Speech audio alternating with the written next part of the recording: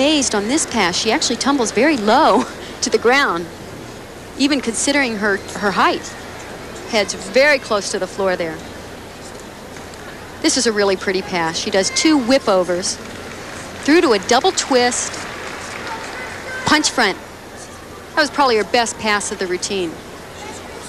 Now, how much will the bobble at the end cost her? Here it is. That's a fall. 5/10 of a point deduction. Oh, just can't get it around. Ran out of gas. She covered well. Yeah, very nice recovery. That's definitely an improvisation. But you saw her eyes go. She needs a 9-2 to stay ahead of Erica Stokes. So Erica Stokes, with that fine balance beam performance, might not have only moved into 3rd place, but could conceivably have moved into 2nd place. High drama here. Here's Jim Kelly. All right, Barry, thank you. And thank you, Linda, very much as well. Well, lots to tell you about. 2 o'clock Eastern time tomorrow. More track and field action live. Again, we have 27 ex-Olympians here. And at 5 o'clock Eastern time tomorrow, the Haskell Handicap. We've got diving. Johnson. And for all intent, Kim Zmeskal has won the competition here, barring the totally unforeseen. But Erica Stokes really is kind of the story of this rotation. She has just remained solid throughout the competition and moved herself right back up. I was just saying to you earlier that this has been one of the craziest competitions I've watched. I've never seen so many changes in order, in places. Every single rotation it changes. Shannon Miller 9-1 in her floor exercise. And what that means is not only it's a double negative for her, not only does she not catch Kim Zmeskal for first, Erica Stokes, again, as we mentioned, going away to Jim Kelly, with her 9.675 on the balance beam, she now moves ahead of Shannon Miller. So Shannon Miller has actually dropped down into 3rd place. Erica Stokes is 2nd, and Kim Zmeskal, as she was at the beginning of tonight, the only constant, is in 1st place. And she is on a pressure event right here. This is not the ideal situation to end on balance beam. 2 layout step outs. But as I said earlier, she's tough in competition. I was very surprised she had that miss on uneven bars. So I know she's coming back with a vengeance here on beam.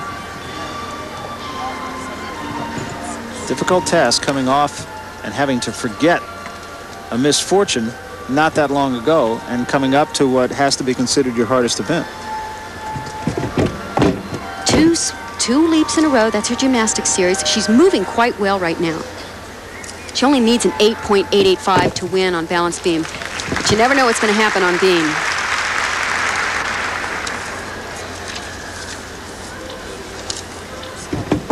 And the dismount, round off, double back, just a 1 step on the ending. I know she's done it. Well, that should be good enough. All right, Tiki. No, Well, that'll tell you that the winner of this competition is going to be Kim Zmeskal. No, you're a competitor now.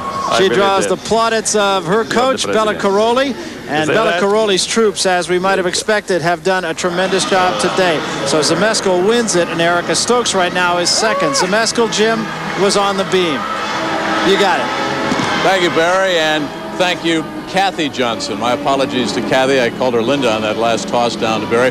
Kathy, of course, the former Olympian from '84. Remember, we're trained professionals. Do not attempt to host how Bella's girls and the rest did. So let's throw it back down for a gymnastics recap now to Kathy Johnson. Kathy Johnson. Kathy Johnson and what's his name? Thank you, Bob. That's it. Here's the results. Kim Zmeskal wins it. Erica Stokes finishes 2nd. Shannon Miller finishes 3rd. Kathy, we talked at the very beginning of all of this that this could be the future of women's gymnastics. Has it been? Oh, this is definitely the future. Erica and Shannon did a terrific job today. And if Erica gets a little more difficulty, she'll be giving Kim a run for her money. We will take you down from Oklahoma City down to Norman. Find out how the Tracksters and Fieldsters did with Ron Franklin. Ron? Thanks very much, Barry. We have just concluded the first day of action heating up in the track and field competition. Why, we've got 27 former U.S. Olympians here. We also have an outstanding former Olympian that headlines the men's gymnast. We've showed you Bella's girls, 6 of those 13-year-old child proteges of the man that brought us Nadia Comaneci and Mary Lou Retton. But on the men's side, we've got Lance Ringnauld out of Albuquerque, New Mexico. He had a golden moment, which we showed you the other night. So for a preview of Lance Ringnauld and others, let's join Bart Connor now and Barry Tompkins. Marriott Arena here in Oklahoma City has been the scene of some high drama over the course of this Olympic festival. Last week, it was the venue for the figure skating competition, then the scene of the boxing finals, and for the last couple days and continuing for these next 2 days, it has been home to the gymnastics competition. I'm Barry Tompkins, and before we look ahead to the men's competition that we're going to be seeing tonight, let's look back for just a moment on the women's competition. Bella Caroli, didn't he set a note for the future? 6 of his charges finished in the top 8 of the all-around competition that we saw here at the Marriott Arena last night. It was headed by Kim Zmeskal, a 13-year-old from Houston, Texas. She not only won the compulsory portion that held the day before, that accounted for 50%, but she came right back with performances like this in floor exercise. Kim Zmeskal was a clear-cut winner, and she had gold hung around her neck, and you have an idea, that might not be the last time that she will have a gold medal hung around her neck. So Zmeskal won it. Erica Stokes, she is another of Bella Caroli's charges, finished second. Shannon Miller, a local product out of Edmond, Oklahoma, was third, and Amanda Urich finished in 4th place. Well, we turn now from the women's competition to the men's competition. Bart Connor will be with me this evening as we go to the men's events final. But again, in this case, let's look back for just a moment. We saw the all-around competition the other day, and it was supposed to be the 3 R's. Well, it was the 3 R's, but there was a U and an S stuck in there, too. Well,